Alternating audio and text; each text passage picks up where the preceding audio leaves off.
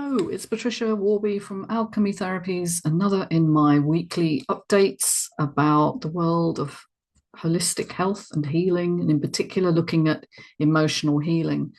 Now, this week I've noticed at least three unnecessary young people's deaths, and I've been very greatly saddened by the fact that the mental health provision in this country, and I'm sure it's the same in many countries, is so woefully inadequate that young people who should be enjoying the fruits of freedom and, youthful exuberance are actually failing to actually enjoy anything at all and seeking to end their lives because they're in so much pain from anxiety inside. Now, I've talked a lot about anxiety and how it's a body-based feeling that arises usually from unprocessed trauma in early experience, whether birth or youthful experiences, usually in the first 7 years of your life, because they're the ones that get laid down. That's not going to be my particular focus today. I kind of want to broaden that out a little and look at what you can do and why the current provision, which looks at thoughts and changing the way you frame things, the sort of CBT cognitive approach, is failing large numbers of people. And that's even if they can get to that kind of therapy, because the waiting lists, particularly if you're young, are several years. So we're not really providing what people need because we've misunderstood, I think, what anxiety is and what the best approach is to try and deal with that. Now, the first thing to say, of course, is that it's not something that you do deliberately. This is unconscious processing. But the overlay that you make, the sense of worry and fear that you add on top of these symptoms, which may be you just feel jittery, you can't sleep, you can't concentrate, you might have panic attacks. Those symptoms in themselves are very concerning, and the brain is trying to make sense of what's going on, and it may overlay a lot of fear on that this means something terribly bad about you. And it might be that you're afraid that this is a signifier of a really a terminal illness, or it could be that you're afraid that you'll never recover. You're afraid that you're going to lose your mind, and you're going to go mad. That was certainly the case for me. And so this psychological imprint on top of the symptoms you're experiencing, when you interpret the symptoms themselves as bad, gives a fear response in your autonomic nervous system. Now, your autonomic nervous system is the one that goes on and controls all the behind the scenes stuff like your breath and your heart rate and your digestion, all the things that you don't have to think about. And there are basically three levels of your autonomic nervous system. And this is not taught in school, and it really needs to be. But we have a sort of, we have a fight and flight system, which is when we need to activate, we need to do something, we need to run. It's called fight and flight for a reason.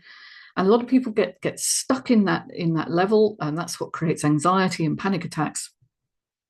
And then below that, there's another level which is sort of calmer and more. We tend to think of it as rest and digest, which is when you're basically life is okay, and that's what we would aim to bring people down to. Some people unfortunately go into a too lower a state, which is a sort of freeze response, where nothing works. They might be chronically ill, they've got no energy, sometimes it's chronic fatigue, sometimes it's pain. Mitochondrially, that's the energy system of your body. You are not producing enough energy, so the mitochondria are not working efficiently. They're basically stuck in a go slow called the cell danger response. And so you're picking up signals in your environment that are telling you that something's really wrong, and then you're overlaying on top of that the fear that this is never going to get better, or that it will kill you in the end. Which and when people are that afraid, then death seems like a release, basically, because they're so afraid that they're going to suffer like this for years and years and years.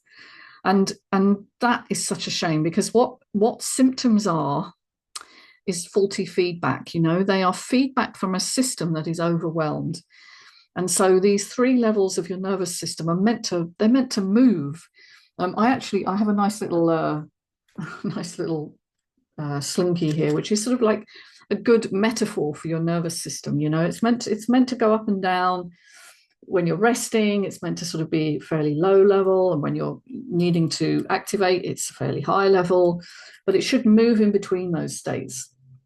And if I were to characterize the three levels, so that would be freeze, nothing much is happening, you feel almost like you have no energy, and it's like a living death, really. And many people end up in those states, bedbound, housebound, and there are no answers apparently in conventional medicine, because it doesn't look at the system that's got the problem, it looks at the symptoms.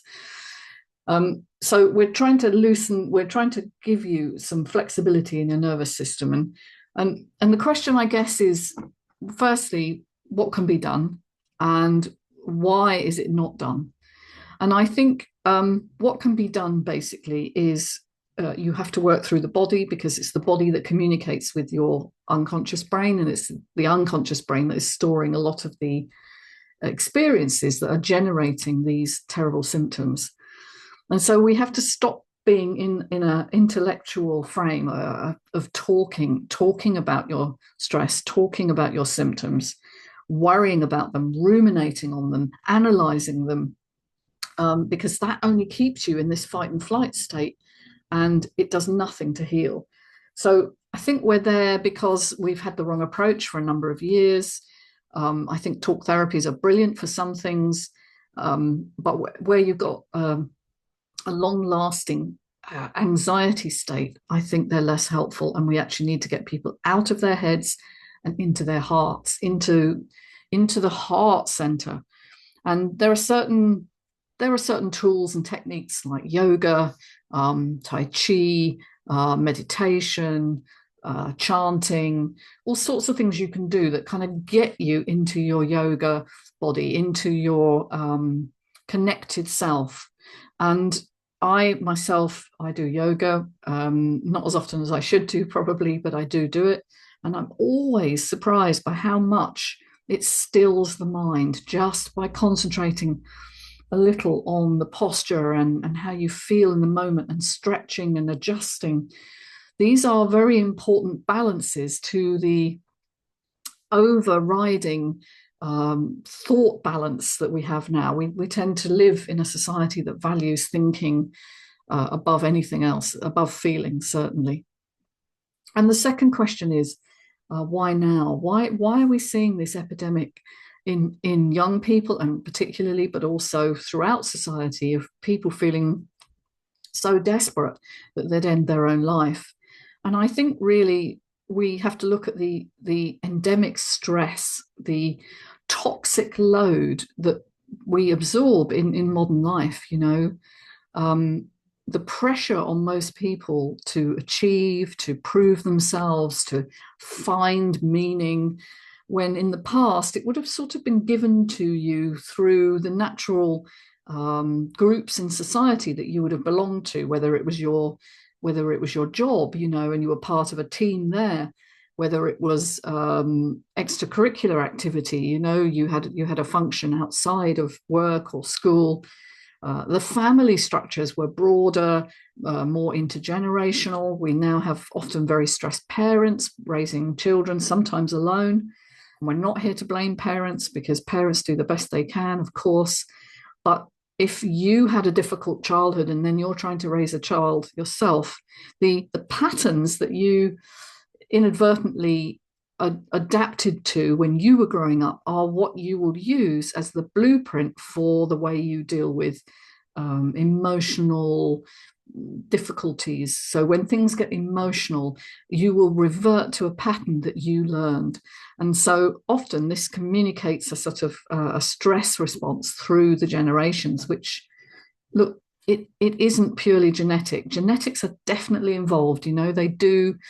They sensitize certain certain processes in the body. For instance, there are genes that control the way you metabolize cortisol, for instance, which is a hugely important stress hormone. And if you don't metabolize cortisol very well, it hangs around longer. You're going to be high in cortisol. So that is going to predispose you to some extent to having a stress-related illness. But it's only the loading, if you like. What actually pulls the trigger is usually experiences in your environment. And as I've said, usually in your early environment. But also you can absorb stress from the people around you, from your family, definitely. If you grow up around people who are in stress, you're more likely to be stressed yourself. And so we have a society really that's full of both acute and chronic stressors. The acute things, things that happen to you that suddenly derail you, like losing your job or losing a relationship or losing money. And then the chronic stressors, which are the beliefs and thoughts around who you believe yourself to be, which is what you learned as a coping strategy when you were growing up. And so we all carry these things and we all call it our personality, but a personality is a construct largely. It's not necessarily your true self. And often these adaptations are what we are carrying around as ourselves and never examining what lies underneath and the deep wounding, which is unacknowledged and unfelt in many, many people. And so for me, symptoms often arise as a sort of wake-up call to pay attention to what's going on underneath the symptom. And so we're not here to ruminate and analyze and gather tools to try and deal with the problem, which is the symptom. We're here to stop, to gather ourselves, to breathe, to be in the moment until whatever it is that we're not acknowledging is given to us, which it will when you stop for long enough the overthinking. And thinking is actually it's a roadblock to becoming whole. And if I could do anything, it would be to take away this idea that only through thinking can we solve our problems. Sometimes we have to let go in order to get well. And so we have to change the feedback. And that's why I so strongly believe in body-based therapy, because that connects directly with the back brain, overwrites the feeling of unsafety, which is what's triggering these sort of symptoms, and bringing ourselves back down to a state of, if not calm, then at least acceptance of where we are, compassion for the younger self, the inner child that holds a lot of these beliefs which have never been examined. They've never been examined. The beliefs that you carry are often hidden from you. And so you've never looked at why you react the way you do, but often these beliefs like people that love me leave me, or I can't trust anyone, or if I'm going to do anything, I have to do it myself. I can't ask for help. These beliefs are very subtle, but they will undermine you over time as you start to engage with the world in ways which are very complex and challenging. If that program is running, that is what you will respond to, and you will only see the world in the light of those beliefs.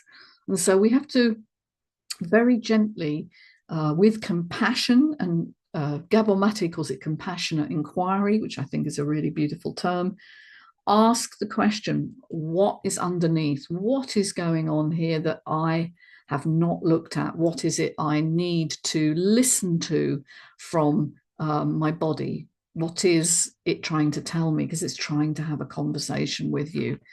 So these were very hard lessons for me to learn. I can really tell you, the way I wanted to heal was I wanted to gather the information and attack it as I would have done, say, an essay at school or a job offer. I just had to get the information in the right order and then I could heal. And that's so far from the truth. Gathering information does not on its own change the program. In order to change the program, you have to do something differently to how you would normally respond. And literally just getting into your body, maybe using some form of self-soothing, You know, there are many different forms of self-soothing tapping, for instance, which is a really amazing thing to learn. You know, really powerful. Seems a bit odd if you've never come across it before. How can tapping affect you? But it's your vagus nerve, particularly the upper vagus, is very well represented in the head, neck, and face. And so tapping, I believe, triggers the vagus nerve and helps to bring it back online. And vagal toning, which I'm going to be talking about next time, is a really important technique which many people are interested in learning because it helps to rebalance that. Remember the fight and flight? When you switch your vagus nerve back on, that's when you bring down that very unpleasant feeling, and maybe slow things down a little bit so that you can feel a little bit calmer. So look, folks, there are solutions out there. I think we've got to get away from the idea that the symptom is the problem and broaden the dialogue and gain connection with our bodies and our lives. And that does take disconnecting from the conventional approach to healing, because the conventional approach just embeds fear and stress. It says that you could have something terrible and you need to wait and have lots of tests before we'll tell you that we can't find anything wrong, as that's usually the case. And so you're left in limbo then thinking, well, am I creating it myself? Am I making this up?